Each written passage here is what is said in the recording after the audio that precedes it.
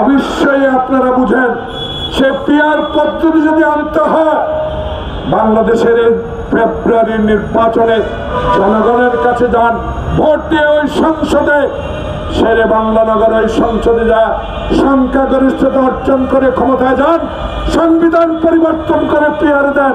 কিন্তু বাংলাদেশের মানুষ ৫৫ বছরে বুঝে ফেলেছে বাংলাদেশের নির্বাচন একটাই, আমার ভোট আমি দিব। সেই ভোটকে মৃত ব্যক্তির ভোট দ্বারা জলাজ্জলি করে দিয়েছে শেখ হাসিনা।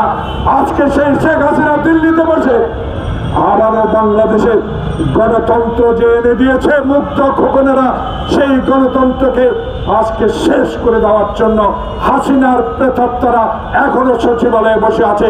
তাই আজকে গণতন্ত্র ফোরামের দাবি হবে, আপনাদের মাধ্যমে আমরা জানিয়ে দিতে চাই 2026 সালে ঘোষিত ফেব্রুয়ারি নির্বাচনে যারা 2014 সালে কুকুরের উপস্থিতিতে এমপি হয়েছে, যারা 2018 সালে আজকে দিনের ভোট রাতে করে এমপি হয়েছে, যারা 2024 সালে বাংলাদেশে দিনের ভোট রাতে করেছে, সেই প্রেতাত্মারা এখনো আছে। প্রধান নির্বাচন কমিশনার, আপনাকে আমরা ভালো করে জানি, একজন সৎ দক্ষ ব্যক্তি। আপনার কাছে অনুরোধ থাকবে গণতন্ত্র ফোরাম যারা 2026 সালে নির্বাচন করবেন, ওই নির্বাচনে যেন একটি আওয়ামী প্রেতাত্মা যারা 14, 18, 24-এর সাথে সম্পৃক্ত ছিল তারা যেন কখনো এই নির্বাচনে অংশগ্রহণ করতে না পারে, দায়িত্ব পালন না করতে পারে, সেই দিকে সজাগ দৃষ্টি রেখে এইটুকু বলতে চাই। আসুন, জনতার ঐক্য।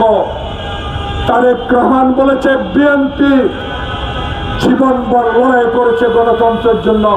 সেই গণতন্ত্রের লড়াইয়ে আমার মা হারিয়েছি, বাবা হারিয়েছি, ভাই হারিয়েছি, আয়না করে দিন দিন নির্যাতনের শিকার হয়েছি। সেই আয়না ঘরের পরিবর্তে সচ্চল গণতন্ত্র প্রতিষ্ঠার সংগ্রামে তারেক রহমানের আহ্বানে সাড়া দেওয়ার আহ্বান জানিয়ে আমার বক্তব্য শেষ করছি। আল্লাহ হাফেজ। বাংলাদেশ জিন্দাবাদ।